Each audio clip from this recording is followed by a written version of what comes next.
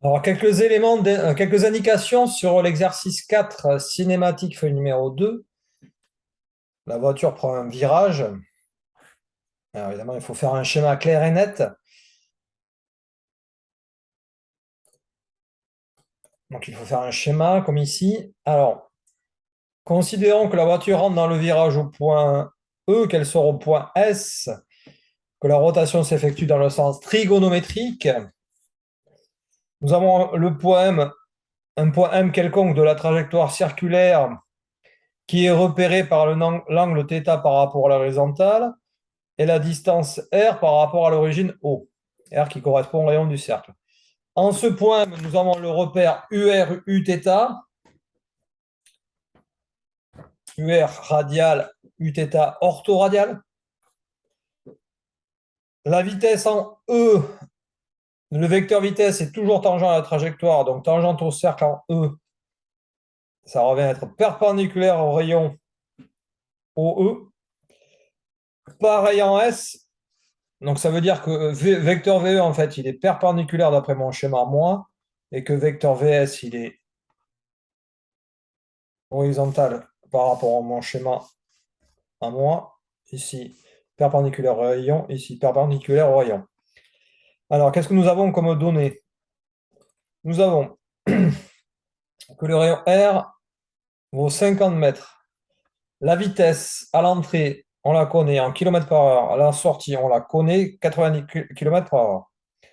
Donc, on va marquer tout ça. Donc, la valeur de la vitesse VE 61 km par heure. C'est important ce travail préparatoire. La valeur de la vitesse en sortie 90 km par heure. Je vous rappelle que pour convertir en mètres par seconde, si vous vous rappelez plus, pour faire le raisonnement qui est celui-ci, hein, donc on multiplie par 1000 pour avoir en mètres et on divise par 3600. Donc ça revient, donc ça c'est en mètres par seconde. Donc je pense qu'il est pas mal de retenir par cœur. Après, on peut demander de le redémontrer que pour convertir des kilomètres par heure en mètres par seconde, il faut diviser par 3,6. Parce que si vous regardez bien ce que j'ai mis ici, là, si vous regardez bien, ce facteur correspond à une division par 3,6, une division par 3,6, alors que dans l'autre sens, pour passer des mètres par seconde en kilomètres par heure, il faut multiplier par 3,6 pour les mêmes raisons. Bon, qu'est-ce qu'on connaît d'autre? On a dit que le rayon du cercle, on a dit 90 mètres, je crois.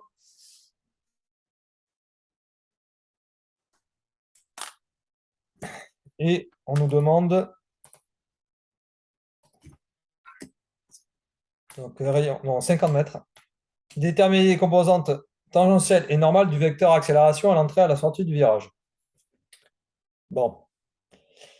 Et qu'est-ce qu'on n'a pas encore exploité? Que le mouvement est circulaire, uniformément accéléré. Donc l'exercice n'est pas évident. Donc là, c'est 50 mètres. 50 mètres. Alors commençons déjà par écrire ce qu'on sait, c'est-à-dire mouvement circulaire. On sait que le vecteur accélération est égal à moins R, alors grand R ici, θ point carré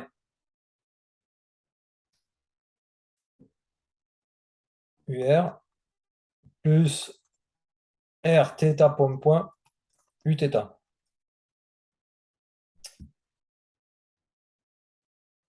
Ça, c'est pour un mouvement circulaire quelconque. Donc le fait que le mouvement soit uniformément accéléré dans le cas d'un mouvement circulaire, ça veut dire que θ point point, qui représente l'accélération angulaire, est une constante. Le mouvement est circulaire. Le mouvement est circulaire uniformément accéléré. Donc, ça veut dire que θ point point est constante. Θ point point qui intervient dans la formule de l'accélération. Alors, qu'est-ce qu'on sait d'autre? On sait que le vecteur vitesse dans le cas de mouvement circulaire, c'est R θ point Uθ. Alors attention ici, θ point, qui est par définition la dérivée de θ par rapport au temps, n'est pas une constante. La vitesse angulaire va varier. Autrement dit, θ point en E, la vitesse angulaire en E, est différente de la vitesse angulaire en S. Et a priori différente en chaque point. Ok. Alors, donc on a écrit les formules du vecteur vitesse, du vecteur accélération. Dans le cas de mouvement circulaire, alors je suis ici mon stylet. Donc là, ici, ce qui peut être intéressant aussi d'utiliser, c'est la valeur de la vitesse qui vaut R. Alors, valeur absolue de θ point que j'écris pas parce qu'ici, vu l'orientation choisie, θ point sera positif, R sera positif, donc V sera positif. Donc pas de problème de signe. Alors, ouais, on va mettre un peu d'ordre ici. Donc j'ai tout ça. De cette formule-là, la vitesse, je peux l'utiliser en S. Parce que si je regarde bien, et en E, j'applique la relation Rθ point à l'entrée et à la sortie du virage. Ça me donne la vitesse linéaire en E à l'entrée et la vitesse linéaire en sortie. Vitesse linéaire en sortie. Alors la vitesse linéaire en sortie est plus grande que celle en E, donc le vecteur ici est plus grand. Bon, donc vers la formule V égale Rθ point, j'applique au point E et au point S. Et je constate que R, je connais, VS, je connais, donc θ point S, je peux le connaître, pareil, θ point E. Bon, ça fait pas mal d'informations là. C'est un exercice qui paraît pas hyper compliqué posé comme ça, mais en fait, il est pas si évident que ça. Alors, quel est le démarrage en fait ici comment on démarre? Donc, si je reprends vraiment la question telle qu'elle est posée, déterminer les composantes tangentielles et normales du vecteur accélération à l'entrée et à la sortie. Donc, en fait, il faut trouver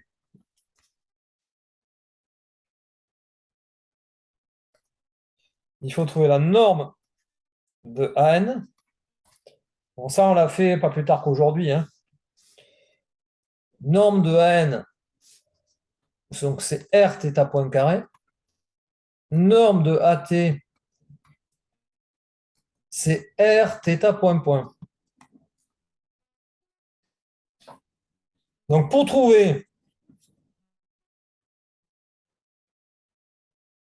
la norme de AN et la norme de AT, vu que R est connu, il faut trouver θ point et θ point point.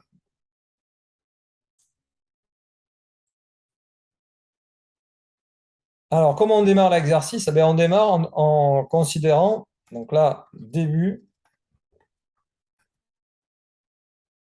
θ point point de t, en fait, ne dépend pas de t, c'est une constante dans ce cas-là. Alors, cette constante, on peut la noter K. Ça vient du fait, je vous rappelle, on l'a dit ici, hein, θ point point est constant. Ça vient du fait que le mouvement est circulaire. Bon, c'est pas vraiment que ça soit circulaire, mais uniformément accéléré. Donc, ça veut dire que l'accélération angulaire est constante. θ point point, c'est l'accélération angulaire.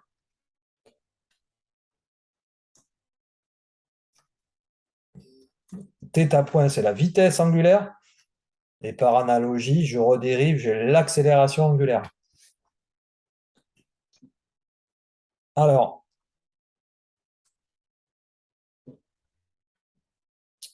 en fait, ici, on va faire une première intégration pour avoir θ point de t.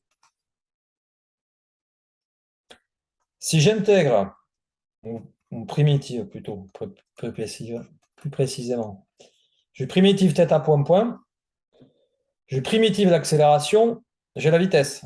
Là, c'est l'accélération angulaire et la vitesse angulaire. Deuxième primitive, je vais avoir la position, qui en fait, ici, va être l'angle. En fait, là, ici, le repérage de M se fait par l'angle θ. Donc, je reprends. Sachant que θ point point est une constante à l'accélération angulaire, je remonte en primitivant, je trouve la vitesse angulaire, puis l'angle θ qui dépend du temps. C'est comme ça qu'on démarre l'exercice. Voilà. Donc, un nouveau style d'exercice dans le cas d'un mouvement circulaire, uniformément accéléré, θ point point, la dérivée seconde de θ est constante. Bon, l'exercice est loin d'être terminé, hein. Il y a pas mal de calculs ici, mais le démarrage se fait comme ceci. Je m'arrête là.